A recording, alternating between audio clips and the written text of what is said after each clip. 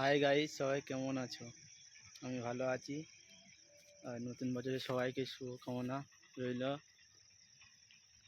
তো গাইস, আমার একটা অ্যাক্সিডেন্টের কারণে এই হাতটা ভেঙে গেছে। প্লাস্টার করা আছে। আপনারা ভাবছেন এটা কি? এটা প্লাস্টার করা আছে। তো ডাক্তার বলেছে 3 মাস লাগবে।